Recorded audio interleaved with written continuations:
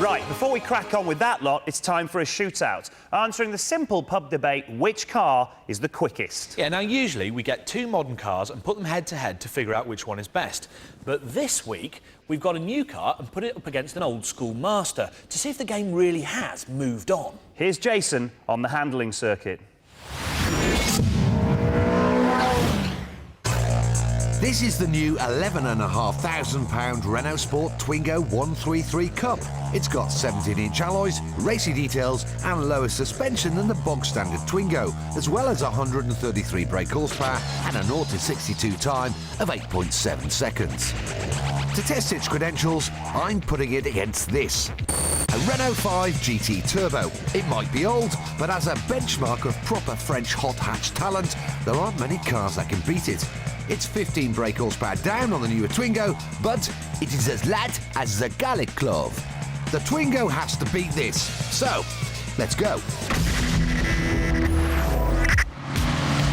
Now, I don't know about you, but I really wanted one of these when I was a kid. It's a great place to be. You know, the seating position is just fantastic. You're right under the steering wheel. You know, no power steering, so you've got fantastic feel. And we haven't got a lot of rear grip. I mean, have a look at that. Whoops, hello. Oh, fighting. Oh, there's a bit of grass coming up. I tell you what, it's simple, but great fun. Anyway, time for a lap time. A bit of oversteer here, no doubt. And lots of understeer on the way out when the turbo kicks in. It's hard work to drive it, to be honest. And I've got to be careful not to brake a little bit too late, because, of course, there's no ABS. Plenty of power, though, from this engine. 17 years old, still going like a train. The Renault 5 GT Turbo crosses the line in 52.9 seconds. Beat that, Twingo. Superstar GTs. Here we go! Now, the first impressions of the Renaultsport Twingo, well, they're pretty good. I mean, I was expecting it to feel a bit steady, to be honest, after the Renault 5, but quite the reverse. It's twitchy, it's a bit more agile, it feels a bit more alive. Now, it's got a wee bit more. That had a 120 horsepower, this got 133, but it is a little bit heavier. Well, 150 kilos to be precise. Now, I have a funny feeling it's going to be a lot quicker than the GT Turbo because it's just got much more grip. Anyway, enough talk. Let's see how it does on the watch. Here we go! Good entry grip.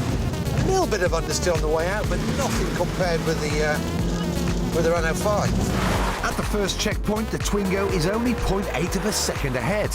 You can see it's belting down my rein, but I've got really good feel and confidence in the brakes on the Twingo. Same can't be said for the Renault 5 GT Turbo.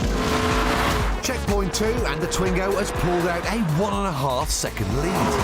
And the Twingo Cup crosses the line in 50.6 seconds, a whopping 2.3 quicker than the Renault 5 GT Turbo.